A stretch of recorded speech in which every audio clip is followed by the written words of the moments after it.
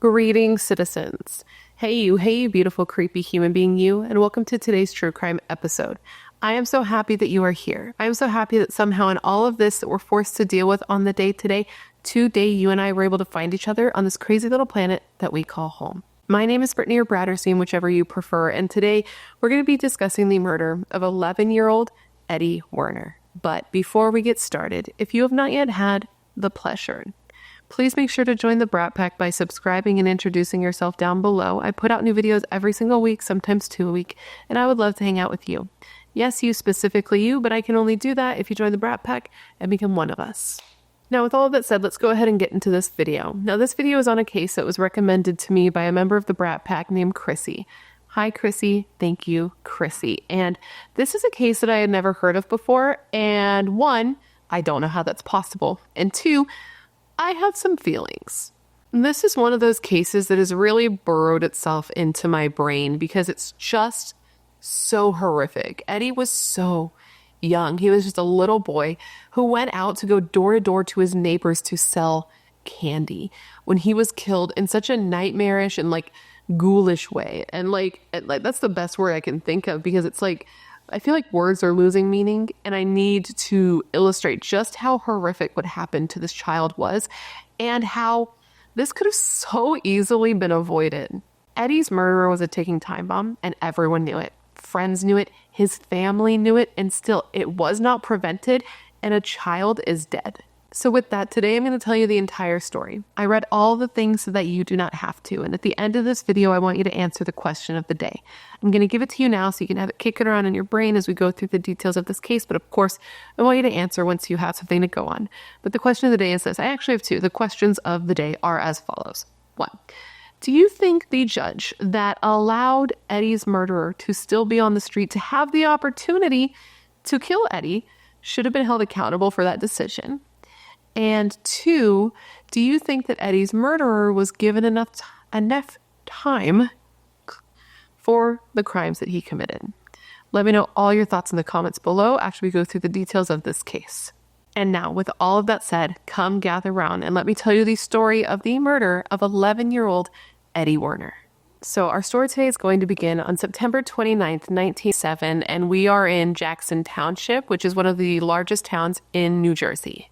It's a quiet suburban area a little over an hour away from New York City. It was considered to be a relatively safe place, an ideal place to raise a family, close enough to the city to take advantage of what that had to offer, but far enough away for you to be able to have a safe, quiet, and comfortable place for you to raise your kids.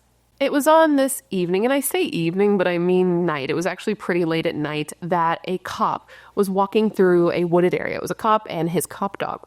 They were walking through a wooded area that was often used as a hangout spot for teens. They'd go there, they'd smoke cigarettes, they'd drink beer, and it was also a shortcut for the local kids. And another thing about this particular area is it was an area that had been searched several times before this night. So that's something to keep in mind. Now, why had it been searched many times before this? Well, that's because law enforcement had poured all of their resources, including 250 officers, into the search for 11-year-old Eddie Werner, who had gone missing just 2 days prior. So this officer was out searching, walking through the wooded area when his dog seemed to hit on something. So he let the dog lead, he followed the dog, and within no time he stumbled upon a scene that no one should ever have to see. And that was the partially nude body of 11-year-old Eddie Werner just laying there on the ground. So he, of course, panicked and called for backup. Now, I truly cannot imagine what finding this scene would have been like, because I feel like finding a dead body and in general is one of the most horrific things you can go through. Finding a dead child seems like something that you just could never recover from. And then finding a child in this condition, it was clear that Eddie had been through hell. Okay, it was clear he had been beaten. He had a footprint on his back. He had suffered blunt force trauma to the head. And that was all in addition to the fact that he had been sexually assaulted and strangled. And remember, all of these things I'm saying happened to an 11-year-old boy named Edward P. Werner. Eddie Werner, who was named for his father, was born on Christmas Day, December 25th, 1985, and he was born to parents Valerie, who was a stay-at-home mother, and Edward, who was an attorney. He was their first baby, their precious boy, and he was born into a financially stable religious household with, his family going to church every Sunday. Eddie was a little boy who played baseball and danced with his family and liked Taz, the Tasmanian devil. He was a very normal 11-year-old boy. He was outgoing and inquisitive and very lovable and loved to do push-ups with his dad and loved school. Now, speaking of school, Eddie did struggle with school a little bit, especially in his earlier years, and that's because when he was young, he was diagnosed with a mild case of Tourette's syndrome, which Tourette's syndrome is a neurological condition that, quote, is characterized by repetitive, sudden, and involuntary movements or vocalizations called tics. These tics can vary in severity and complexity, ranging from simple eye blinks or shoulder shrugs to more complex movements or vocalizations. And in some people, Tourette's syndrome does make it difficult for them to learn and excel in school. And that's because these tics, which are uncontrollable, make it difficult for you to do things you need to do in school, like fully pay attention, be able to take notes, which makes it difficult for you to read. It makes it difficult for you to write. It makes it difficult for you to retain the information. And even though the intelligence of the person would be, at average levels or even higher than average levels, it would still make it difficult for them to do well in school. And Eddie suffered from this exact situation, essentially. Now, despite having all of these difficulties in school, he loved it. He was one of those kids that was excited for the summer to be over so that he could get back to school because he loved being there and he loved learning. And even though he had suffered so much in the beginning, or struggled rather so much in the beginning with medication, his schooling was improving. Now, in addition to liking school because he was doing better in school, which will inherently make it a better experience, he also loved school because he had a lot of friends at school. He was a very liked and popular kid. He was, an older brother. He was the big brother with little siblings. So, he was very protective. He was very fun. He was very energetic. He was known as being likable and loved and kind and the type of kid who wouldn't hurt a fly. A neighbor even said of him, and I quote, "He was a good kid, kept to himself, but he liked playing with the neighborhood gang, the other children his age. They played hide and seek. He liked when they played cops and robbers on their bikes." So just a totally normal 11-year-old. Eddie and his family, his parents Valerie and Edward, and his siblings, which was Kelly, Tommy, and Lauren, they moved to Jackson Township from Staten Island about 6 years before Eddie was murdered. They moved there when his mother was pregnant with his little brother, and they moved to this little home in this cute little neighborhood that was cute little neighborhood that was close to a bunch of beautiful woods and parks, or parks near their home. And it was just the perfect place for you to go to raise your kids. And this was an area that Eddie took full advantage of, this beautiful scenery, all these nice, idyllic little streets that they could run through. He was always out. He was always playing with the neighborhood kids. If he wasn't with family or at school, he was outside having fun with kids his age. He would be running around, riding his bike, playing freeze tag and hide and seek and all the other things that kids just truly don't get the luxury of doing as much these days because of the horrible things that happen. Like the horrible thing that happened to Eddie Werner, which we will discuss now. Or rather, we'll discuss his disappearance now. And it all started with a fundraiser. So you know how young kids at school will get these pamphlets, right, that contain all these different things that people can buy. And then the kids go out to the people they know and they try to get you to buy popcorn and candy, things like that. I vaguely remember doing that when I was a kid, but my niece and nephew were at the age where they are definitely doing that now. And I have been known to buy an overpriced $10 bag of gummy bears because of their sweet little faces. And that right there is exactly what Eddie was doing the day he went missing.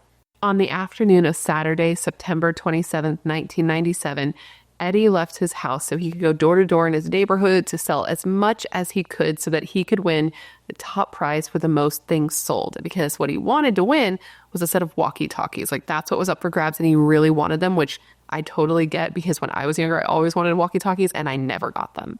So anyways, Eddie goes out to do this. He leaves his house at about 3 p.m. and he goes door to door to try to sell as much as he could to win those walkie-talkies, okay? And he went out, he sold a couple of things, and he would take the money that he got and stick it in the little stash that he brought with him, because he always carried the money that he raised from selling these things with him. So it was around, I think they said it was around $200 that he had on his person that day. Now, I feel like for anybody who has kids now, the idea of your child going out alone on their bike to sell door to door is like, it just would not happen, right? But we have to remember that this was just a different time, right? Eddie was allowed to go out on his own and do things by himself. The 90s were truly a different time. And Eddie was getting older at this point. He was 11 years old. He was double digits, right?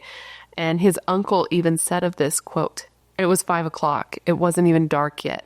You can't take an 11-year-old boy by the hand through life. You have to let them live." And even though this happened, there were several neighbors who said after the fact that they would have done exactly the same thing. He was nearly a teenager. He was allowed to go out and do this, but he knew that he had to be home by a certain time. He always had to be home by dinner time, by the time that the sun went down. But on this particular day, he didn't come home. Now, this was not normal for Eddie, okay? It was not normal for him to not come home. He always came home when he was supposed to. So rightfully, immediately, his parents got very, very worried.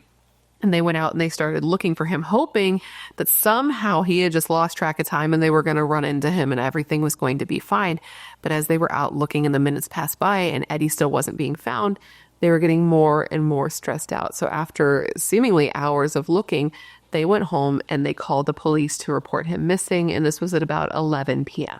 Now, immediately searches were underway with police and dogs and helicopters and locals who had just heard what happened and wanted to help. And they were searching the entire neighborhood.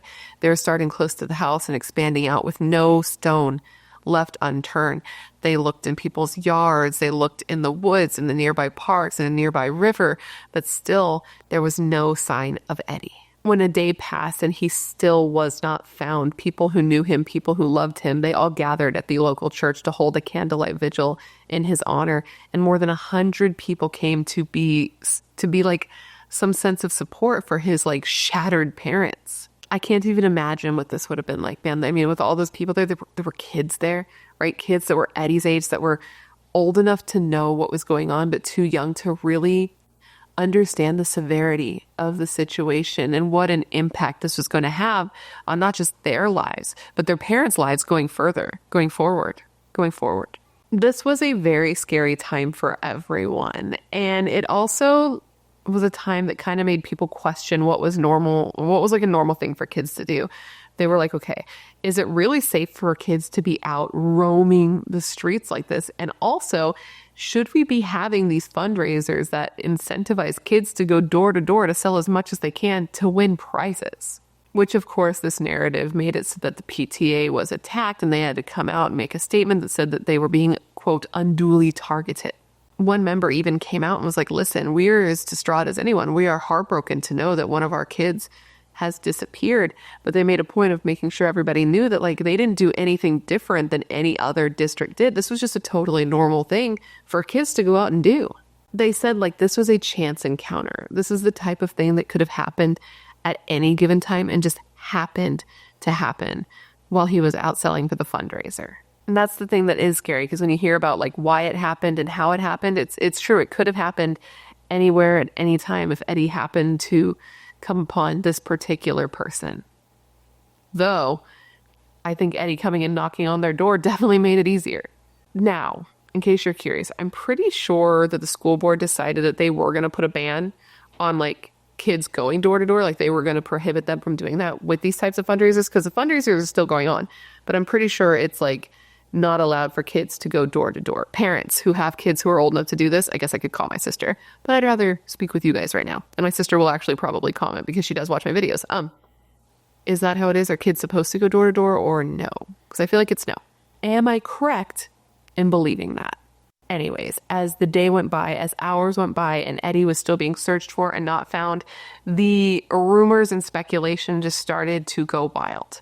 Everyone was nervous that whoever this was somebody local, somebody who was living in their neighborhood, somebody that they could have talked to. So everybody was suspicious of everyone.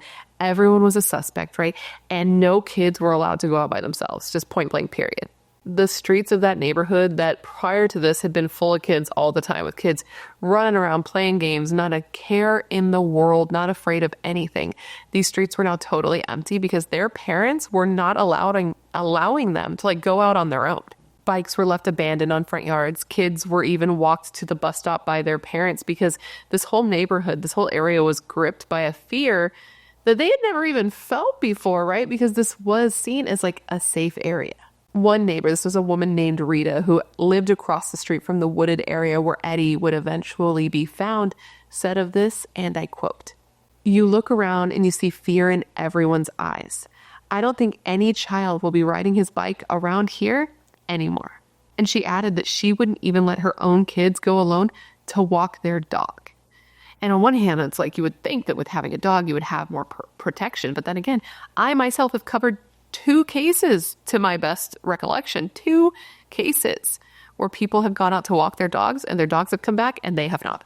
And that's the thing, right? I totally get the fear that they must have, well, I don't get it because I haven't experienced it, but I can understand in a vacuum the type of fear that they must have felt during that time and want to keep their kids safe and want to keep them inside. But then there's the flip side of that. And there was a patrolman at the time, his name was Richard, and he said he gets it. This was a horrible, horrible crime. But then added, quote, "For people to sit in a house and huddle up, to cripple themselves and keep themselves and their children from doing what they would normally do isn't healthy. To live, not just exist." Right? But then what do you do if you're afraid to live? If you're afraid that by letting your child go out and live, they could just be stolen from you in an instant. All this fear, all this anxiety, it was gripping people. Okay, it was like an infection in their lives. It really was. And it was only going to get worse because all of that was surrounding the fact that Eddie was missing. But then that cop and that cop dog were going to be walking around the woods and they were going to find his body. And all of that, all of the little bit of hope that people were grasping onto, even though they knew in the back of their heads that something was probably horrible here, they had this little bit in the back of their head that they're holding onto, hoping that there's an explanation for this. And then his body is found. And as I'm sure you can imagine, this was a horrifying discovery. People could not believe that this little boy had just gone out to sell candy for his PTA. Okay, to win some walkie-talkies. And he was taken and he was killed. Quickly, friends, family members, and strangers came to the area where Eddie's body was found, and they created a memorial for him with flowers and notes, one that read, "Godspeed, Eddie," and stuffed animals, and later a tree outside the home where Eddie was killed, which we will find out, and we'll talk about that soon, had flowers left in front of it and a green ribbon, Eddie's favorite color, tied around the trunk. And that same green, the green ribbon that was around the tree trunk, there was also green ribbons of the same color of green tied to many mailboxes in the neighborhood in Eddie's honor with his favorite color. Everyone was affected by Eddie's murder. Everyone it touched. To first be so afraid of the unknown and then to be so afraid of the known. To suddenly question everything you knew, all of the people that you know, all of your neighbors. It was just a constant emotional roller coaster. One neighbor even said of this, I don't know if it's better if this was somebody we knew or a stranger, because at least if it's a stranger, we don't have to question every single person that we know and realize that we don't really know anyone. Now, once the news of Eddie's murder got out, it really got out. Everyone was talking about it. The local media was covering it like crazy. You couldn't run into a person on the street who did not know about what happened to Eddie Werner. And it wasn't just locally either. This spread far and it spread wide. This fact, though, the fact that it was getting so much attention did help with the investigation into Eddie's murder, though, because a detective in a neighboring county heard about what happened, was like, I might have some information, contacted the investigators that were handling Eddie's case and told them that they may have a tip on where to look. Basically, they tell the officers handling Eddie's case that a year prior, a 43-year-old man named Stephen Philip Simmons had been on their radar because he had, quote, befriended a teenager. This was a 14-year-old named Sam, and he met him online before meeting him in person and sexually abusing him. Okay? And this teenager, Sam, lived pretty close to where Eddie's body was found, where he had gone missing from. He lived in that neighborhood. He actually lived just across the street and a couple hundred yards away from where Eddie's body would eventually be found. Now, Stephen, this piece of human shit, okay? He was from Long Island, and he was well known by police prior to his relationship with the 14-year-old Sam. And for anybody on just audio, because this is a podcast as well, relationship is in the hardest fucking air quotes ever. Stephen had been arrested twice prior to this for sex crimes, once in Brooklyn and once in Florida. And one of these was for sodomy of someone under the age of 14, dude, a child. And for this crime, do you want to know how much time he was given? 1 to 3 years. Anyways, this man who did this is the same person who met this young boy, Sam, and he met him online in a chat room that to Sam was a place he could go and just find somebody to talk to, but for Stephen was a place that he and other predators like him went to talk about and find young boys. He met Sam 82 in this chat room, and the two got to talking, and he talked to him, he groomed him, and finally he suggested that they should meet up in person and get to know each other. And they did. And this was on August 10th, 1996. On this day, Sam told his father that he was going to be meeting some friends at the Freehold Raceway Mall. And so his dad actually drove him there and dropped him off, having no idea that this friend he was going to meet was a grown-ass man, a man who was likely close in age to Sam's dad. Now, once Sam got to the mall and he met up with Stephen, they spent a little bit of time there, but it wasn't long before Stephen was able to convince Sam to leave the mall and come back to his hotel room with him. And once there, he abused this child, all while taking video and photo of what he did. Videos and photos of what he did. Now, this was just the first time that they met up that he did this. This wasn't the last time, okay? He met up with Stephen. Sam and Stephen met up several times, okay? There were at least 3 more times in the year that followed. They talk all the time, but at least 3 more times they met up, and they'd meet up at hotels or sometimes even Stephen's house. Now, what's really crazy here to me is that during this time when Sam would leave his house to go and be with Stephen, he would sometimes leave all day or overnight. He would be gone for an amount of time that is ridiculous for a child to be missing from their parents' home, okay? But they didn't know what was going on, and they assumed that he was running away. So they would call the cops, and they would report that he was running away. And then he would come back and just be like, oh, I lost track of time. I was out with friends. Everything's fine. And his parents could sense that it was bullshit. They were like, what's that smell? That's bullshit. But they didn't really know what was going on, and Sam wasn't telling them. The prosecutor handling Eddie's murder case later said of this, quote, "The youngster was very clever and quite sly in the way he would manage to get out from underneath his parents' control." Now, as I said, his parents didn't really believe what he was saying, and even though he hadn't really given them a reason to think he was lying, their spidey senses were just going off. So they started to monitor him and monitor his phone calls, incoming calls, outgoing calls. And within no time, they were able to figure out what was going on, though it took, I say within no time, it took a year to figure out what was going on with Sam. Basically, what happened here is, they're watching the phone bills, they're seeing the incoming and outgoing calls, and they're seeing a lot of calls going to a number that they don't recognize in Long Island. So mom and dad are talking to each other, they're looking at each other like, I'm not calling anybody in Long Island. You're not calling anybody in Long Island. Perhaps Sam is calling whoever this person is in Long Island. I guess that somehow they were also able to rule out Sam's big sister because he was one of 2 children. Okay. Sam's big sister ruled it out, and they're like, it must be Sam.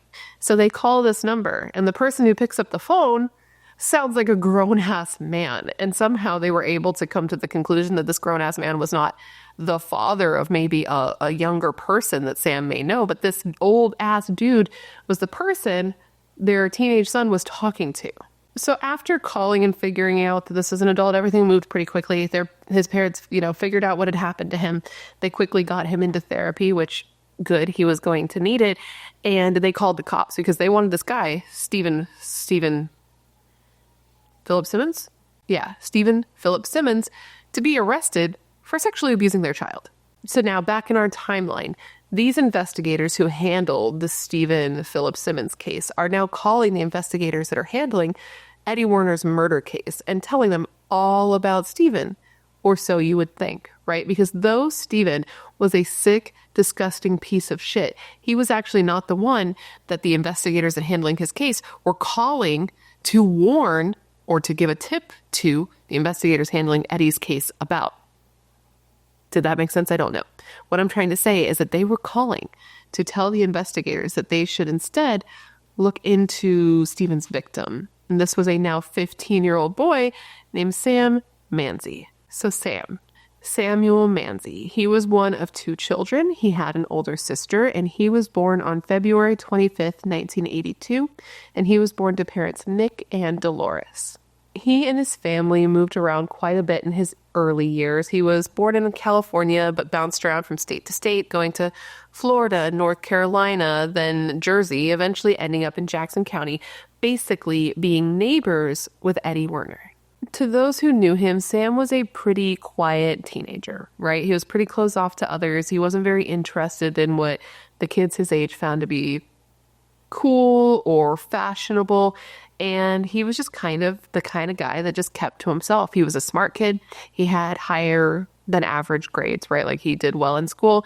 And he had even written an essay that he won an award on for the Catholic Daughters of America, whatever that is. But in this essay, it was on friendship. And he wrote, quote, "A true friendship will stick by you, even when the popular crowd doesn't." Sam kind of lived in his own world, right? And he didn't seem to be affected by what other people thought of him. He didn't seem to be affected by the fact that other people found him odd. They even referred to him as Manzie the Pansy, because kids are dicks. He would just go to school. He would ride the bus to school. He would sit up front and he would talk to the bus driver, but he wouldn't really talk to any of the other kids his age. And he was the type of kid that, like, if he wasn't required to be somewhere, like if it wasn't somewhere he had to be, he wouldn't even really leave his house, which, same. Not me in high school. I was always gone. But me now, I go nowhere. The thing with Sam, though, is he was a teenage kid, right? And in hindsight, when you look back, you can see that he was kind of a sad kid, which I think means checks. I don't think happy people go on to do the things that he has done. Happy people don't murder their husbands. They just don't. That's a Legally Blonde reference. That has nothing to do with this case. But he was just a sad kid. You could see in hindsight because, like, after all of this happened, his internet presence was looked into quite a bit, specifically his AOL profile, and you could see that he was just like a sad kid. He even made a post with a quote from the Smashing Pumpkins that just said, quote, "I'm in love with my sadness." Or, quote, "I've always been afraid to die, but I think I'm more afraid to live." And then another quote that said, "Way deep within my heart lies a soul that's torn apart." He really liked the Smashing Pumpkins. And, you know, they had a bunch of emo lyrics that he could use to his advantage to express his inner feelings. Sam came from a pretty well-off family, right? Like, it seemed like this area just kind of housed people that had a bit of money. And Sam himself came from a family with hardworking parents. He, like Eddie, came from a pretty religious household, and he had even gone to, like, Catholic schools growing up. He went to the Christian Brothers Academy, I think is what it was called, which seems to be confusing to me because he's Catholic, but it's called Christian Brothers Academy. I don't quite understand that, but I don't think he was actually going to that school anymore at the time that the murder took place. I don't think he was enrolled in any school at that time. I think he had dropped out at that point, but at a time he had gone to the school so that his education could be intertwined with the Lord. And this was despite the fact that Sam himself said that his opinion on God changed often. And he said that he wasn't sure if he believed that God existed, but said that if God did exist, he was sure that God didn't care that he existed, which was, again, a quote from Smashing Pumpkins, I think from the singer specifically, if I remember correctly. Now, I do feel like I need to tiptoe around this next part a little bit because I don't want to offend anybody. Like, that's never my goal. If I say something that seems kind of off, just know I'm not trying to be an asshole. I'm doing my best to say things that aren't going to hurt somebody's feelings, because that's not what I'm about. I'm here to, I never want to hurt anybody. Like, that's never my goal. But what I'm trying to say, though, I'm tiptoeing around, is that going to a religious school had to be difficult for Sam because this was a religious school. It was a Catholic school, and they were pretty strictly Catholic. They were pretty conservative, and this had to be difficult for Sam specifically because he knew from a young age that he was gay. Now, the vibe I got reading about this case is that the energy around homosexuality in this place at this time for him would have, in its best moments, been very much like hate the sin, love the sinner. And in my experience from the people I know, this sort of sentiment can sometimes, to someone coming into their sexuality and realizing that they are gay, not be taken as helpful or loving.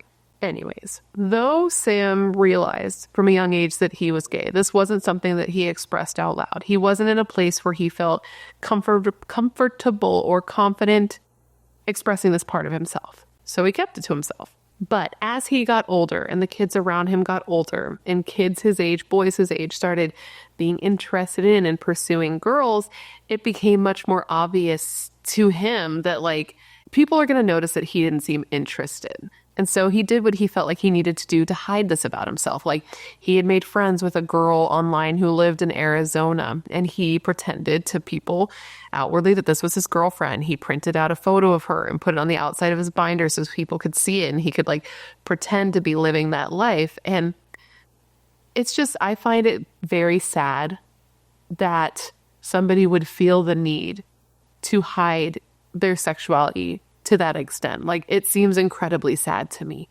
But then at the same time, it's like, with Sam specifically, not with anybody else, when it comes to Sam, it's like he also did something terrible. So it's like, feel bad for the kid. Absolutely feel bad for what he had to go through, because no one should have to. Like, it doesn't, no one should have to. That's my opinion. But he did something terrible. So it's like, again, feel bad for the kid. But it doesn't excuse at all what he did. It doesn't explain what he did. It has nothing to do with what he did. You can have a shitty childhood and not do shitty things. Now, I mentioned that Sam had met a girl in Arizona on the computer. And so we're going to circle back to the computer, because that is like a huge part of Sam's portion of the story, okay? Sam grew up in the age of the booming internet, okay? He was just a couple of years older than me. He was born in 82. My husband was 84.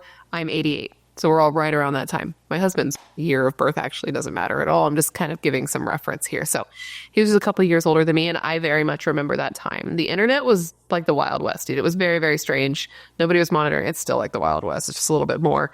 Now it's like a corrupt modern day business. But before it was like lawless and there wasn't much going on and nobody really knew what it was. And it was like weird online forums like baby versions of Reddit and Slingo. If you know, you know, and then chat rooms. And I know that I myself found myself, my young, way too young teenage and preteen self in AOL online chat rooms, typing it into probably creepy old dudes, ASL, before I even knew what ASL meant. But truly, the internet was so new and nobody really knew what they were getting into and what they were subjecting themselves to. And parents had no idea what their kids could be subject to by being online.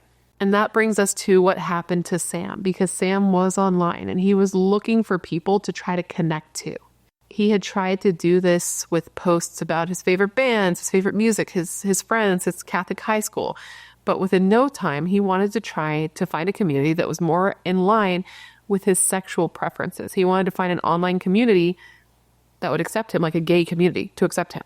So within no time, he found a chat room, and I believe the chat room was called Boys. And inside this chat room, he found several people who were willing to talk to him, to get to know him, and let him explore all of this that he had building up inside of him that he had been hiding from everybody he knew in person. And the problem here is that most of these people he was talking to weren't other young boys, young men who were living similar situations and just trying to find people who were more like him, more like them. This was old pedophiles who were there to find and talk to and groom and then abuse underage boys. A spokesperson for the Gay and Lesbian Alliance Against Defamation came out and made a statement where they basically said that like this chat room was not for people who were gay. This is a chat room that was specifically for pedophiles. And that's why it was called Boys specifically, because that's what they were interested in. They weren't interested in like men, you know. Calling it boys was like a code word for what they wanted because they couldn't just come right out and say it. And one of these creeps that was hanging out in this fucking chat room just waiting to get his hooks into an underage boy was Stephen Phillips Simmons. Once Sam's parents found out about his, quote, relationship with Stephen, they did everything they could to help their son. Immediately, they got him into the Shoreline Behavioral Health Center so that he could start counseling because he was going to need it clearly. Now, while in therapy at first, Sam was very reserved and very quiet, but within time he did open up to his therapist and he told him all about what happened to him. And he also told the therapist about the different ways that he would try to deal with what happened to him by drinking and doing drugs. And he also let this therapist know about dark thoughts that he had. He told this therapist about how he had been dominated and abused by somebody bigger than him. And he told this therapist that now he wanted to dominate and abuse somebody smaller and weaker than him. He even told this doctor that he thought about and wanted to kill a young boy. And man, this wasn't a one-off statement either, which how something this horrific could be a one-off statement. Like, I don't really think it can be. I'm pretty sure anybody who says something like that has said something like that before. Well, I mean, everything has a first time, but you know what I'm saying. This wasn't a one-off statement that he said to this therapist, because he had told Stephen about this too. His abuser, he had told Stephen about this. He told Stephen about his dark fantasies about wanting to hurt a boy. He had told Stephen that he had already groped an underage boy, though we don't know who this boy is. It's just something he told Stephen. And he told Stephen he wanted to rape and kill a young boy. Now, once the therapist heard all of this from Sam, because remember, this is just coming out. We know about Stephen. They didn't know about Stephen. So the therapist learns this and immediately calls the police. And once the police come and they talk to Sam, they're able to get him to cooperate and give up Stephen's name, to which I say, good. Get this asshole off the street and give him more than 1 to 3 years for what he has done. So this kid, this 14-year-old Sam, works with police, right? He shows them the different hotels, motels, and Holiday Inns that he and Stephen would go to together. He even lets them put a device on his phone so that he can have his conversations with Stephen recorded, conversations that would later be able to be used in court, in which he said things to a 14-year-old like, quote, "I liked you because it was fun to be with you, because I can carry on a conversation with you because you had a brain." Now, I want to stop right here real quick and just make a quick note. And the note is this. This man was 43 years old. 43 years old. I am 36 years old. And the idea of having a conversation with a 14-year-old brain, a 14-year-old boy, because he had a brain, sounds about as appealing to me as watching fucking paint dry. Like, what the fuck, man? Like, what could you possibly have in common that you'd want to talk about to a 14-year-old boy? But anyways, he continues by saying, quote, "You were very frustrating, but you have a brain. I much prefer somebody who's got a brain to somebody who's got a cute butt." To which I say, fuck you, Stephen. This was a child. But this was a child who, after some time, started to feel bad about the choice he made to help police, right? Because initially he was helping the cops. He was telling them that the relationship was unconsensual, but now he was trying to say that that wasn't the case, even though we know that it couldn't be consensual because he's not old enough to consent to something like that. But in time, he started to get very confused and frustrated as to why his parents were trying to have his friend arrested. And this is something that we see in cases like this from time to time. There was a video I did a long time ago, like at the beginning of my channel, on a man named Gary Plausch. This is a man whose son, Jody, was abused and kidnapped. And when the guy who did it got arrested and was being brought home for trial, I believe it was, Gary, shot and killed a man who abused his son, like on live TV. It was a whole thing. And I did a video on it forever ago. And I don't remember if I mentioned this fact in that video or if it's something that I talked to with Jody later, because Jody is the boy who was abused. And after my video came out, he and I connected. We've talked. He sent me his book. It's like a whole thing. So I don't remember if it's something he and I talked about or if it's something that I said in that video. But basically, Jody was upset with the fact that his abuser, Jeff, was arrested because he didn't understand why his friend was getting in trouble and he didn't want that. And that's because these kids get like so brainwashed from their abuse. And that's the situation with Sam too, right? At this point, he was spiraling, dude. He started to fight with his parents. He started to get physical, not only with them, but with their pets as well. And he even ended up doing some overnight stays at a crisis center because he was like too much for his parents to handle and they didn't know how to support him. I mean, even prior to all of this, he was already a sad kid. He was already suffering from depression and anxiety. And then you have the added stress of like helping the police to try to put somebody that you think you care about in jail, on top of the fact that he had just gone through a horrible trauma, even if he himself wasn't seeing it as abuse. But because he wasn't seeing it as abuse. He didn't understand why it was being handled the way it was. So at one point he decided that he was done. He was done helping police. He destroyed the device that was being used to record his calls. He literally smashed it with a hammer. He called Stephen and he warned him that police were investigating him. And the police had to have been so frustrated at that because at this point, like, Sam's been working with them so that they can build a case against this guy. Now, despite Sam's best efforts to warn and protect Stephen, it was in vain because the police already had enough to arrest him and they did post haste. But this was very upsetting for Sam. Okay, he wanted to go to the court. He wanted to be there at the trial. He wanted to testify on Stephen's behalf and say that the relationship it wasn't abuse. The relationship was consensual, even though, again, we know it can't be. And I personally cannot see a world in which this child could be allowed to testify at his abuser's trial. That seems crazy to me, though, spoiler alert, that does happen. But even Stephen did not want Sam to testify at his trial. He even seemed to take a little bit of responsibility for what Sam went on to do, which surprised me to read about. Not that this guy has any redeeming qualities. It was just surprising. He made a statement after Sam was eventually arrested where he said, like, if I had never met Sam, if he and I had never had a relationship, would Eddie still be alive? And that's a good question, right? That is a good question because we do see in these cases that it's like sometimes the abused go on to become abusers, but sometimes people who are abused, most of the time, I don't know what the statistics are, but many of the times, people who are abused don't go on to commit abuse. So it's like, would this have happened? Was there something just inherently in Sam? We don't know, but it's a good question. But, since I mentioned this just now, talking about Stephen's trial, let me just get into what happens with him so we can move on past this piece of shit. So after Sam's trial was completed, Stephen's trial went to trial. They held off on it. They wanted to wait and let Sam's go through before they went through with Stephen's. I don't really understand why, but that's what they did. So once Stephen's case went to trial, Sam was asked to testify at the trial. And I misspoke earlier when I said that he did. I mean, he was asked to. He was asked to, and he refused actually and was held as contempt of court, etc., etc. But once Stephen was found guilty, because he was given a plea deal. Why? Don't know, but he was given a plea deal. And once that had happened, Sam was there for the penalty phase. He was there to watch his abuser be sentenced. And this man, who had done all these horrible things that I told you about, who was a habitual offender, who had done this before, was given a max of 5 years in prison. 5 years. Insane.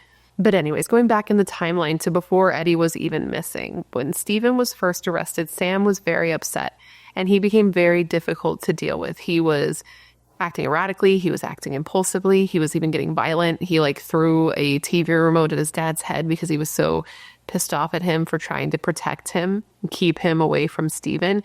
And it got so bad that his parents even went to court to try to have him committed to a psychiatric facility. Now, I didn't realize that you would have to petition the court to have a minor put into a facility like this against their will. I thought because he was underage, it would just be allowed. Maybe it's a case-by-case or, a state-by-state basis, that every state has a different law about it. I'm sure that that's exactly the case. But his parents wanted to get him into a facility because they could see that he was getting out of control and he needed help. They said he was getting frightening. So basically what happened here is he had already been at a mental health facility. I don't know if it was one of those overnight things or what it was, but it was temporary. And this facility deemed that he was cool to leave. So they called his parents and they were like, hey, your kid's good. Come pick him up. And they were like, no, we refuse to pick him up. He is definitely not in a position where he needs to be coming home. So they don't pick him up. And the very next day they go to court to try to get an order to have him committed. They went to the court and they told the judge that their relationship, their familial relationship, had deteriorated after Sam endured the abuse that he did at the hands of Stephen. It had changed their son, and in trying to protect him, by having his abuser arrested, they had created even a bigger wedge between them. And they also said that his fits of rage were frightening, and they knew that he needed professional help. They said their child needed professional help and he was scary. 2 different mental health professionals evaluated Stephen and came to totally different conclusions, right? One of them was the one of the staff members at the facility that he had just been at, the one that had called and been like, pick him up. And they were like, no, it was that doctor. And that person had determined that Sam was good and he should go home and be with his parents. Now, the other doctor whose testimony was weighed, or you know what I mean, was the therapist that he'd been seeing for a while ever since what happened to him with Stephen came out. Remember the one that he told about his dark fantasies, the one that he told all about the abuse? That therapist. And that therapist said that he needed to be committed. Now, if I read correctly and if I remember correctly, I don't believe that that therapist was present, though. I don't know if either therapist was present, but I don't think this one was present. I'm pretty sure this was information that was relayed to Sam's parents, and then Sam's parents relayed it to the court, because later his dad came out and said that, like, if they had known what to bring, if they knew that they needed to either have the doctor or have this information like notarized so it would be more official, they would have, but they aren't lawyers and they didn't know what they would need. Now, despite his parents' very serious concerns, the judge was going to give them some bad news. The judge said specifically, and I quote, "Nobody here is going to like what I'm going to do. I'm going to send Sam home with you, and I'm going to give you some very close instructions." The judge decided that this was a family issue and that it could be solved with some good old-fashioned listening and understanding and positive attitude. He said that Sam had a home, had a family, and was undergoing counseling, and said that Sam did have an adjustment issue, but he wasn't mentally unwell and he wasn't a psychopath. So there was no reason that he couldn't go home with his parents, who the parents may need some counseling to know how to better help their kid. Which I'm not totally against the idea of, getting counseling so that you can help your kid. But if they're telling you, like, my kid needs help and you're not listening, you're just like, actually, instead you get counseling. I would be pissed. This was an incredibly frustrating piece of news to get, as I'm sure you can imagine. Like, these parents did everything they could to try to help their kid. They could see that he was desperately in need of help, but still they were denied like this. And this denial happened just 3 days before Eddie went missing. So with that, let's get back into the timeline where police handling Eddie's case are getting the information from the detectives handling Sam's abuse case, right?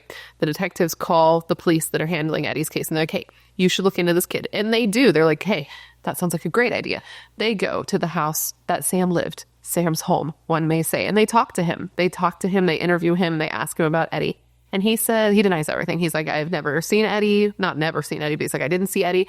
I didn't talk to Eddie. There's no relation between me and Eddie on the day he went missing. And I don't know if it's that police didn't believe him right off the bat or if they were just a little suspicious, because apparently Sam seemed very, very nervous, which I feel like a 15-year-old being interviewed by police would inherently be nervous, but maybe there was a little bit of a uniqueness to this nervousness, because police asked Sam's mom if they could interview him, like take him down to the station to interview him, and she agreed. And in the meantime, they were able to get a search warrant for Sam's home, and they took his computer. And in his computer, they found exactly what you may think, considering what we're talking about. And this was different photos of a certain type of person who was a certain type of age in a certain type of situation. Okay, a young person in a compromising situation. Images of young people in compromising situations were on this boy's computer. So that's what was in his computer, but they also searched his room. As I said, they searched his home, and they found a pair of shoes. And they look at the bottom of the shoes, they look at the tread, and they're like, oh, the tread in the shoe looks like the tread that was in the footprint that was left on Eddie's back. Okay, and this footprint, by the way, wasn't just left in his shirt. There was a deep red footmark imprinted into this child's back. Okay, and this was actually one of the ways in which police was trying to in which police were trying to narrow down their suspect. They were trying to find this particular shoe. They even took they took an image of the impression that was in Eddie's back, and they went to local shoe stores to try to show it to the people who worked there and find a shoe that would match it, which truly sounds horrifying. So with this information in hand, they go to Sam's mom and they tell her about what they found in his room, about what they found on his computer, and they tell her that they believe her son that she just tried to have committed because she believed he was a danger. They tell her that they believe that her son may be responsible for a child's death. And in learning this, she goes to where Sam's being held and she sits before him and she's like, I need you, like she begs him, I need you to tell me the truth. I need you to tell me what happened. He then admits to his mother what he did. But when he admits to her what he did, he tells her that in his mind, he wasn't killing Eddie. He was actually killing his therapist. He said that he told his therapist about all of these dark fantasies he had. He told his therapist he was worried he was going to do something. And his therapist didn't protect him and didn't stop him. So that's why, in his mind, he was killing the therapist. I can't imagine being his mother and sitting across from him and hearing the story. I can't even imagine recounting it because I know she did. She like told the cops about it. And later she went on Oprah and she recounted this story. But I can't imagine being in that position.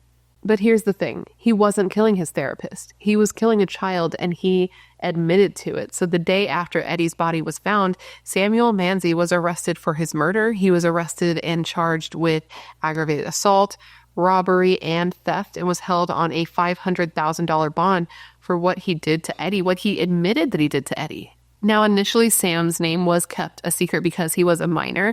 And if you look at newspapers.com, I guess there was a leak. Somebody knew who it was and leaked it to the newspapers. So they were like, we were trying to keep him, what's the word? Anonymous because he's a minor, but he's already been leaked. So here is his name. And now everybody knew the name of the person who killed Eddie Werner. So with that, let's talk about what he said happened. And I'm going to warn you now, it is incredibly upsetting. Reading about it in this particular part is what burrowed so deep into my brain. But he said on the afternoon of September 27th, 1997, he was home alone. I guess that day his parents hadn't noticed him acting out. He wasn't being violent. He was acting like himself. So they decided that it would be okay for them to leave him alone at the house for a couple of hours. They didn't think that anything would go wrong, right? So Sam's there, he's at home, and he's outside in his front yard or on his porch, and that's when he encounters Eddie, who again was going door to door to sell things for his PTA fundraiser. Eddie and Sam talked, and Eddie asked him if he wanted to buy anything from the fundraiser so, he could raise that money for school, and Sam actually turned him down and sent him away. He said that when he saw Eddie there alone, he was tempted to do something to him because this was like the perfect opportunity for him to do something, but he controlled his impulses and he let Eddie leave. Sam then went inside and tried to distract himself. He got on the phone with the girl that he had met at the mental health center that he had been at one period of time. He was in and out a couple of times, and he was talking to her on the phone, trying to keep his mind off of what had just happened, but eventually he got to the point that it wasn't successful. He wasn't finding it to be distracting enough. So he hung up the call with her and ran outside to catch up with Eddie because he had changed his mind. Sam told him hey, let's go back to my house. I do want to get some candy after all. And so Sam and Eddie walked back to Sam's home with Eddie having no idea what was going to happen to him. He thought he was just going there to sell some candy, dude. And then once he was inside Sam's house, Sam locked the door and took Eddie upstairs to his room. Once in his room, Eddie started to panic. He started to cry. He said he just wanted to leave and he just wanted to go home. So Sam turned his music up loud and then tried to calm Eddie down any way he could so that he wouldn't freak out because he wasn't sure what he was going to do. He says in the beginning he didn't want to kill Eddie. He just wanted to abuse him sexually. But once he got him in that place and he realized what was going on, he knew that he would have to kill Eddie, or in his mind. Right, that he'd have to kill Eddie because he couldn't just let him go because he would get in trouble. Because of course, Eddie would tell his parents what happened. After some time in the room together, Sam sexually assaulted Eddie. And when he was done, he killed him. He grabbed a nearby alarm clock and he used the cord of that alarm clock to strangle this child. Eddie was on his stomach. He was standing behind him with his foot on his back to get leverage to pull the cord tighter and tighter. And that's why later that footprint was pushed into Eddie's back. And he said that he strangled this kid for more than 30 minutes before his hands hurt. Okay, his hands hurt. So he switched from the alarm clock to a tie because it was softer and then continued to strangle him. He said that after some more time, he thought that Eddie must be dead. I mean, it had been quite some time, so he stopped strangling him and was surprised to find that Eddie was still alive. Okay, I guess he said that when he stopped strangling him, Eddie made like a sound, like a gurgling sound, or like he was trying to take a gasp of air. And so Sam was like, oh my God, like he's still alive, and said that he panicked And so he took that alarm clock that he had been using the cord of and then beat Eddie over the head. Now, I am not sure what the noises were that Sam heard, because later the medical examiner determined that Eddie's cause of death was asphyxiation due to strangulation. So I'm hoping that Sam was just mistaken and that Eddie was not alive for to be beaten after the fact. So at this point, Eddie was dead. And so Sam needed to figure out what he was going to do next. And the very first thing he did is he actually robbed Eddie. You know, the $200 that he had on him from going out and selling door to door. Sam stole that before taking Eddie's body and putting it inside of a suitcase. And then he took the suitcase and set it outside of his house because he knew he couldn't get rid of Eddie in that moment because his parents were going to be home anytime. So he put his body in a suitcase, put it outside, and left it there for more than 24 hours, dude, until he could get the opportunity when he could do something. He then, the next night, I believe it was, at about 3 a.m., once he knew his parents were fast asleep, he left his house and he headed towards the woods that were near Wood Lane Road. And he went there specifically to dispose of Eddie because he knew that the people who lived in the house near this wooded area were away in Australia. Once he found an area that he felt was secluded enough, he just dumped Eddie's body there in a wooded area that had been searched several times before. So I don't know if he knew it had been searched there before or if he was just hoping. I don't know how he thought he wasn't going to get caught. He was 15. He probably didn't know what he was doing. Well, he knew what he was doing, but he just probably didn't know how this type of thing worked. So he left his body there, and then he took Eddie's clothes and like his little like knapsack, and he went and put it in a trash can outside the Shoreline Behavioral Health Center where he had been receiving treatment. And you know what's so crazy about this whole thing? Well, there are many things that are crazy about this whole thing, but his parents, Sam's parents, said when they came home, the night that he would have done this, the night that Sam would have done this, he seemed totally normal, like nothing had happened. So once Sam was arrested, basically the decision that needed to be made first was whether or not he was going to be tried as a minor or an adult. Because if he was tried as an adult, he could get life in prison with no possibility of parole, which is what Eddie's parents wanted. Eddie's dad said, like, you committed an adult crime, you need to be given an adult sentence. Adult crime, adult time. And this adult time would have been much different than the time he would have gotten if he was tried as a minor, because apparently if he was tried as a minor at this time in this place, he could get as little as 20 years and he could be eligible for parole after serving just 1/3 of that. Which, I am curious to hear what you guys think about that, because I do know that like there are a lot of people who think that minors shouldn't be able to be tried as adults, and some people think that the laws should just be changed so that minor sentences can be longer. But in a world where a minor can be tried as an adult, do you think this case merits it? Because it's like, not only did he kill a child, but he also killed a child that he barely knew in like a random encounter, which from what I've read is a lot less common than like two people knowing each other. Like usually in these situations, the victim and the killer would know each other. So this was totally random, which honestly, I don't know if I want to say it's scarier, but it's a different kind of scary. So with that, Eddie and Sam's parents just had to kind of wait and see how Sam was going to be tried, whether he was going to be tried as an adult or a minor. And in the meantime, Eddie's friends and family members had to bury him in a closed casket funeral. His service was huge. Like just when he was buried alone, there were like 600 people there, and they were all wearing Kelly green ribbons pinned to their clothes because, again, that was Eddie's favorite color. And I feel like 600 people at the burial is a lot, because from my experience from funerals I've been to, the internment period is usually the part that's more private. Eddie's casket sat with flowers around it and a teddy bear sitting on top of it. And near the casket, there was like a large poster board with lots of messages from his friends and his classmates. And another easel held a large picture frame that inside held a collage of many, many photos of Eddie in different stages of his life. The man running the service, I don't know what denomination they were, but the man running the service said that he knows that everybody has the same question on their mind, and that's just why, right? But that he didn't have the answer to why, that no one could ever have the answer to why, but he just hoped that the people there took some sort of comfort in knowing that Eddie, who was born on Christmas Day and told his parents that he loved church, was now given eternal life, which I guess could give comfort to someone, but it didn't give comfort to everybody. One woman even said, like, we don't have children so that they can die like this. But, at his service, man, there were so many people here or there rather for him and for his family, and not even just there physically. There were a lot of people that were obviously present at the funeral, but there were a lot of people all over the world. When this got out, it was very it was newsworthy. Everybody knew about it, and there were people all over the world who were sending their thoughts and their prayers for him and for his family, and they were just dumbfounded as to how something like this could happen and how the person who did this could also be a child. It was insane. Cases like this are super rare, and at this time it was estimated that 1 in 200 million cases were similar to this case, but obviously the frequency has since been rising.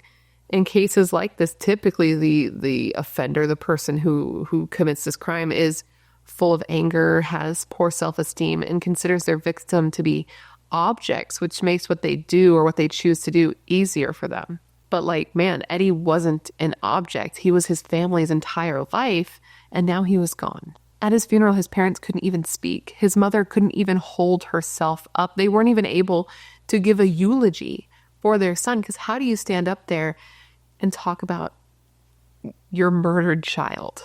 The day after Eddie was buried, the prosecution announced that they were going to be trying Sam as an adult. For the meantime, he had been being held at a juvenile detention center where he was on suicide watch for trying to take his life more than once.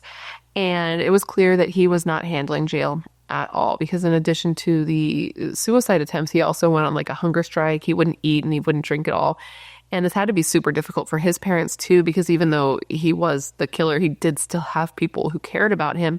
And I guess in the beginning, his parents were only able to see him once a week for 30 minutes. And I can't even imagine your kid going through something like this, even if it was their own doing, and you just being able to do nothing to help them.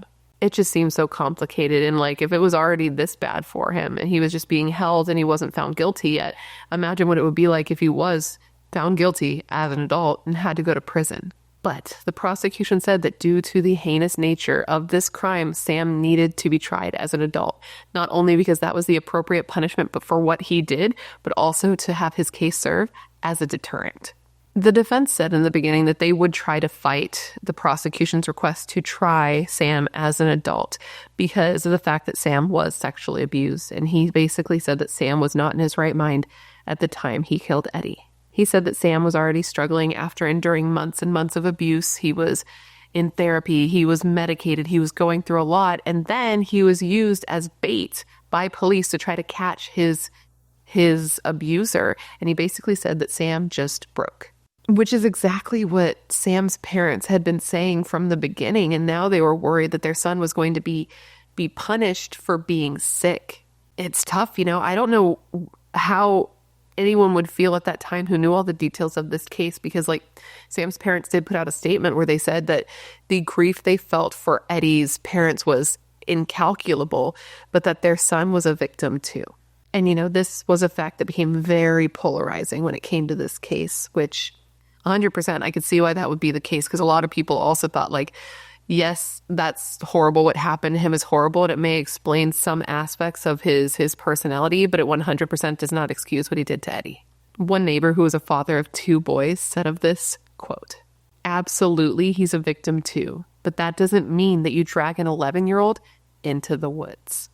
So there was that mindset. And then there was also the mindset that it was insane that police used this kid as bait. There were a lot of people who had a lot of outrage around that fact, because they do feel like he was pushed over the edge with having to do that. Even his own abuser, that fucking asshole Steven, came out and said that the police needed to take some responsibility for what happened here because what they did contributed to it, which is rich coming from him. Maybe the right message, definitely the wrong messenger. And the police thought he was completely off base, which of course they did. But who didn't think this was off base? Sam's parents. And they actually filed a lawsuit against the medical professionals that were treating Sam, or rather not treating Sam, stating that they were careless, reckless, and negligent. Now, as I'm sure you can imagine, this rhetoric, whether valid or not, was very upsetting for Eddie's parents. They felt like this was the focus, that Sam and what happened to Sam was all that people were talking about, and that he was taking the focus away from the fact that their child was murdered, and that should have been what people were highlighting. Eddie's mother said, everybody is talking about Sam. Everybody is talking about Sam and how him and his parents are the victims. But Sam is a monster who murdered my child. And then she said specifically, and I quote, "Manzie is not the victim here. Eddie is the victim. We visit a grave. My son can't wake up and watch TV. I can't hug him, look into his eyes. There is only one victim here."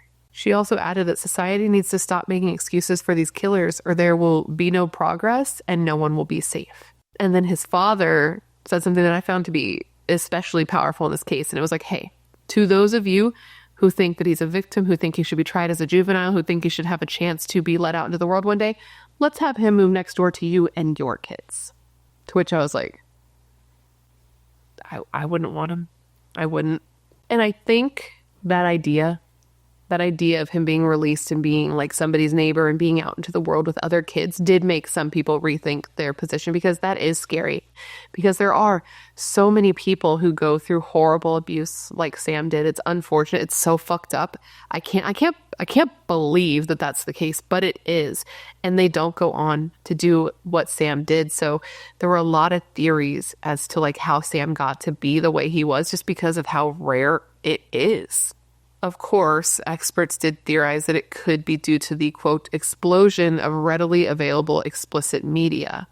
A psychiatrist named Nancy Block said that, like, it's everywhere and kids can easily access it from the internet to what they, see come up on the TV.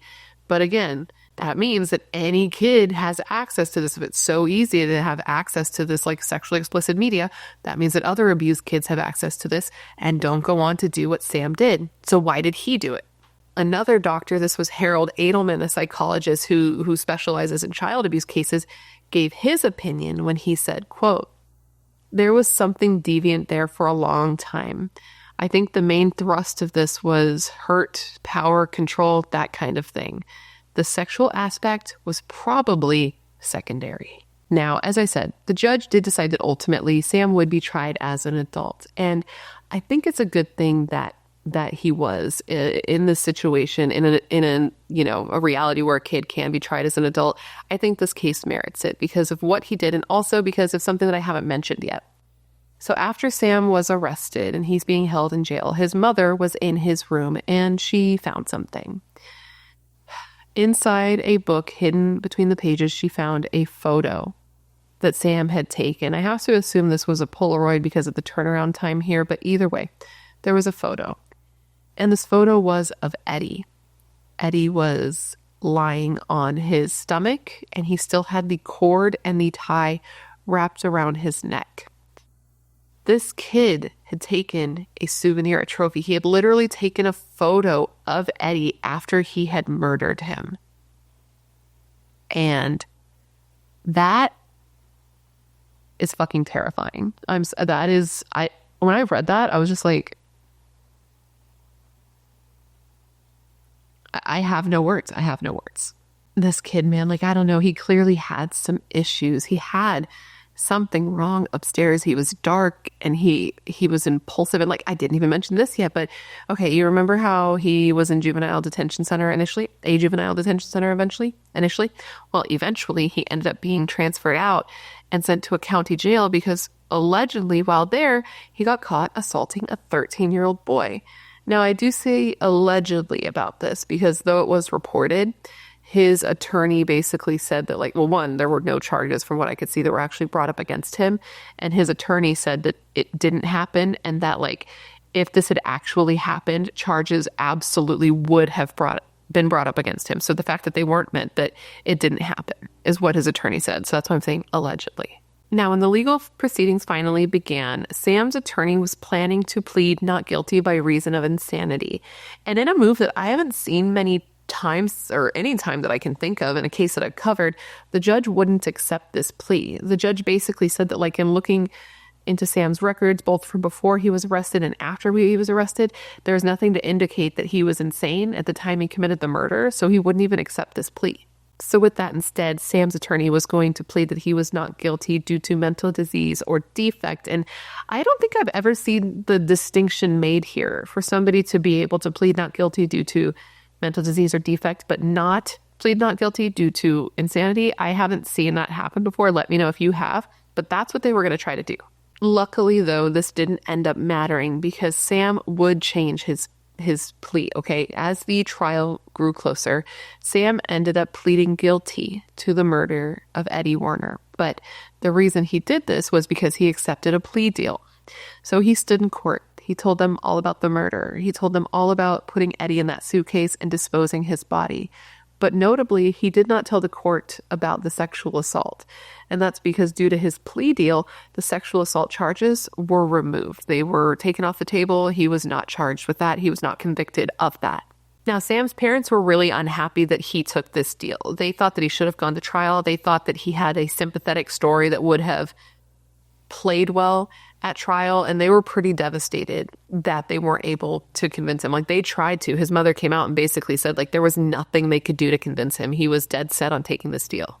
But, you know, Sam and Eddie's family were both happy that Sam had taken the deal. Sam was so adamant about taking the deal that he actually almost fired his attorney for trying to talk him out of it. He said, like, I did it. I was sane when I did it, and I did it so that I could assault this child. That was what he did. And his mother said that him admitting that to being the reason he did this just shows that he wasn't in the right mind in the first place. She was upset that he was able to go against his parents' wishes and upset that the court would allow such a serious decision, you know, pleading guilty to murder, to be made by a minor because he was just 17 at the time he made this decision. She believed this was reckless self-sabotage, which was basically the same way he had been acting prior to killing Eddie, the same way he had been acting when she tried to have him committed into a hospital. She said that pleading guilty and taking this plea deal was Sam's way of destroying himself further. And what's really gross here is that Stephen, Sam's abuser, echoed these sentiments. He said, you know, he really cared about Sam, which, sir, no, you didn't, or you wouldn't have abused him. But he said that he did. And so he didn't like seeing Sam do this because he knew that Sam was doing this because this was the final form of self-destruction. Eddie's family, as I said, were pleased, or as pleased as one can be with a plea deal for the murder of your child. But they basically just said that they were very thankful they weren't going to have to go to trial and hear the details at trial and endure that. And his mother said specifically, and I quote, "Obviously, sitting in court and dredging everything up would be difficult, hard for the kids, the family, and his friends. I'm just glad we won't have to go through that." And Eddie's father said that this was their only way of ensuring that Sam would never have the opportunity to rape or kill anyone else. And then he added specifically, quote, "There's no visible sign of remorse. I see no sign that he can turn it around." Now, there was obviously some tension between these families, even though they both seemed to come from good families. And we know that Sam's parents loved him and provided for him and were the type of parents who actually did what they could to help him, like recognized there was a problem and tried to help him. Even with that being true, I can see how it would be hard for Eddie's family to not blame them for what their child did when it's something to this magnitude. Like, how do you not blame the parents when your child goes on to do something so horrific? And they definitely seemed to blame his parents. They even filed a wrongful death suit against his parents, but it didn't end up going through. They actually ended up dropping it. And they actually dropped it because both families just wanted to try to piece their lives back together again. They met and the fathers hugged, and Sam's mom brought Eddie's mom flowers because they were all suffering after both sets of parents lost their children in very different ways. But for a while, there was just so much anger and blame and grief. I don't know how they got to a place where they could like hug and be civil, but they did. I truly can't imagine. But let's get back to Sam for a little bit. So since Sam pled guilty, all that was left was for him to be sentenced. And of course, the prosecution was asking for the harshest of punishments, saying that Sam was a sociopath who was programmed to rape and kill. The defense, of course, asked for leniency, citing the issues that Sam had, the issues that were so obvious and blatant and in your face, and, you know, the fact that he had been hospitalized for it just days earlier, and the fact that his parents tried and failed to have him institutionalized. Now, Sam himself did also speak to the court, and he apologized for his actions. He said that he was so sorry that he had caused so much trauma, and he said that he has no idea why he felt compelled to do what he did. In the end, Samuel Manzie was sentenced to 70 years in prison, and he would have to serve 59 and a half years before he would be eligible for parole, which sounds like a lot. It is a lot, but it honestly could have been so much worse for him because under Jones law, anybody who sexually abuses a child automatically gets parole banned. Like, you don't get to have that. So if he had not had those sexual assault charges dropped in his plea deal, he would have been and could have been in jail. If he was found guilty, which he was, he would have been in jail, life, no possibility of parole. This law, by the way, Jones Law, was named for a little girl named Joan D. Alessandra, who lived in New Jersey also, like in the same area, or not the same area, the same state that Eddie lived. And it's so fucking upsetting. But she, like Eddie, was raped and killed by one of her neighbors in 1973 when she went out to deliver Girl Scout cookies. And her case was eerily similar for a lot of people. People who knew Joan even wore green ribbons pinned to their clothes at the time that she was killed because it was also her favorite color. I had never heard of her case before, dude, but my God, it's just so horrific. And Eddie's case, hearing about it and then seeing all the green ribbons around, brought Joan's mother back to the days when her child was first killed. So it just goes to show you that the ripple effects of these cases know no bound. Now, as I said, under Sam's sentencing, he would have to serve 59 and a half years before he would be eligible for parole. But this did end up changing, and it is a little bit complicated. So basically, when Sam took that plea deal and had the sexual assault charges dropped, that made it so that Jones' law would not go into effect and he wouldn't automatically get life in prison with no possibility of parole because he was not convicted of any sexual assault charges.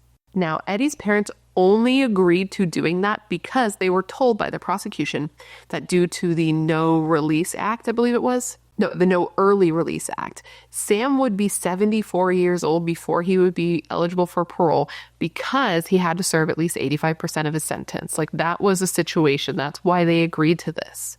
But Sam's attorney appealed, and they were appealing based on information regarding the No Early Release Act.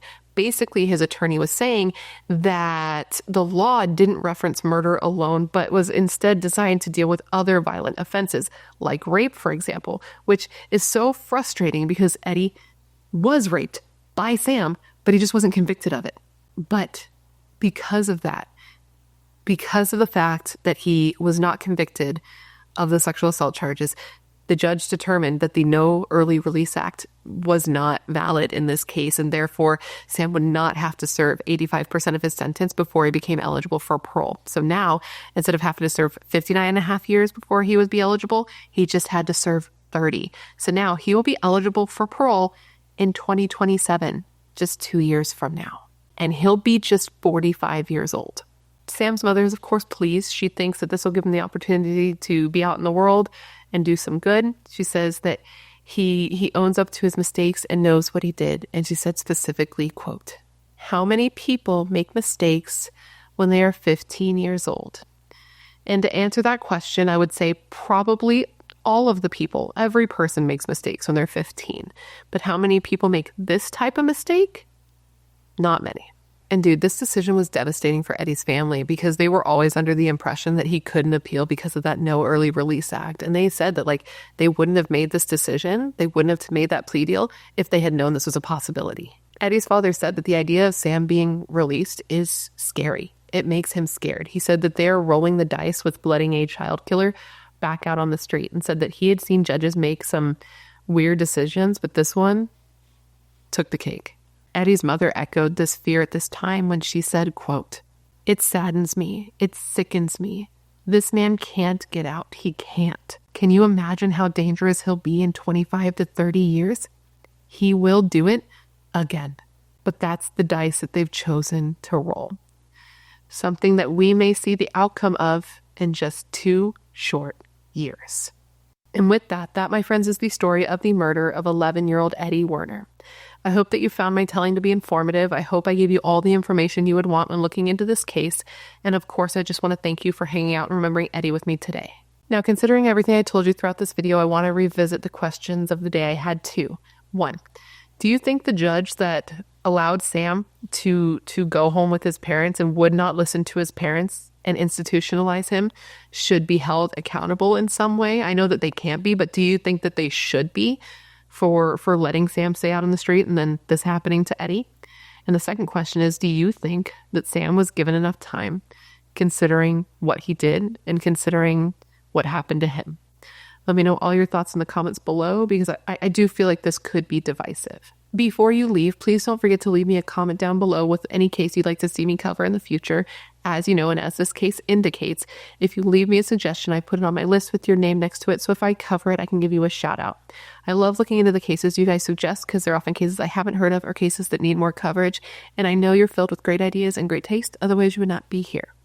If you haven't already, please don't forget to join the Brat Pack by subscribing and leaving a comment down below. I put out new videos every single week, sometimes 2 a week, and I would love to hang out with you. Yes, you specifically you, but I can only do that if you join the Brat Pack and become one of us. One of us, one of us, one of us. And if you want to hang out more consistently, all my social media is listed down below, along with a link to my membership and a link to my merch store. If you've made it this far, it one, shows you're a real one, and two, I want to make sure to remind you that I do have a podcast, which if you search True Crime with BRATTERSTEIN, I think that's what it is. My brain just turned off. It's kind of late. I'm very tired. This has actually taken 2 days to film. Comment down below if you could tell when I switch from one day to the other, because I'd be very curious if anyone can tell that. But please check out my podcast. Please stream it. Please share it if you don't mind, because it does take a while to get into the algorithm, and I just started, and I'd love it if you could help push it along if you feel like it deserves that.